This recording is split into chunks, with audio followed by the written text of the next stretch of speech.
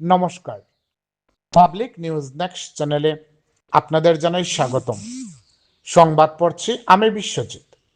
আজকাল সরকারি বিভিন্ন ধরনের রাস্তা অবৈধভাবে জবরদখল করে কিছু কাণ্ডজ্ঞানহীন ব্যক্তি যেভাবে পাথর, বালি সহ অন্যান্য নির্মাণ সামগ্রী রাখছেন তা খুবই নিন্দনীয় এবং আইন অমান্যের সামিল।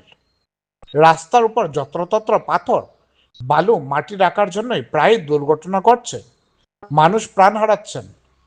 এ ধরনের রাস্তা জবরদখল করে রাখা নিয়ে ধলাই বিধানসভা সমষ্টি জুড়ে তীব্র অসন্তোষের সৃষ্টি হয়েছে। ঘটনাটি দেখতে থাকুন পাবলিক নিউজ নেক্সট চ্যানেলের ক্যামেরায়। ধন্যবাদ। আমরা যে ভারতবর্ষ যে স্ট্যান্ডার্ডিটি ওই যে আমরা গভর্নমেন্টও যেটা রাস্তা থাকবো ওগুর মাঝে নিয়ে মাটি ফেলাইব, বুঝইনি? মাটি ফেলাইব, তোমার পাথর উতর বালু উলু সব ফেলাই দিব। আর গাড়ি উঠাতে যাইতো তার রাস্তাগুলোর মাঝে বালু ফেলাইলো, খাটিয়ে যাইতো, একটু অ্যাক্সিডেন্ট নানি, হ্যাঁ রিক্স নানি। এটা কিটা পাবলিকর প্রপার্টি নি, কিন্তু গভর্নমেন্টের রাস্তা। তে যেটাই মাটি ফেলাই, যেটাই বালু উলু যেটা ফেলাই নি, তা কিছু চিন্তা করা লাগে না যে মানুষের অসুবিধা হোক না। অ্যাক্সিডেন্ট হয় না নি? হ্যাঁ, একদম 100% এটা অ্যাক্সিডেন্ট। কদিনে বাক্কা মানুষ মরছে এইরকম তো বেজান ঘটনা।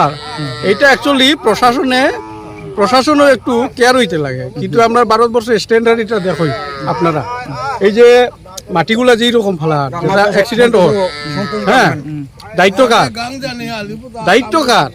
আমরা পাবলিকর নি, খালি পাবলিকে ওইটা আমার প্রশাসন কিতা হবে? প্রশাসনে উচিত স্টেপ নেই না তো। এইটাই হলো দুঃখিত।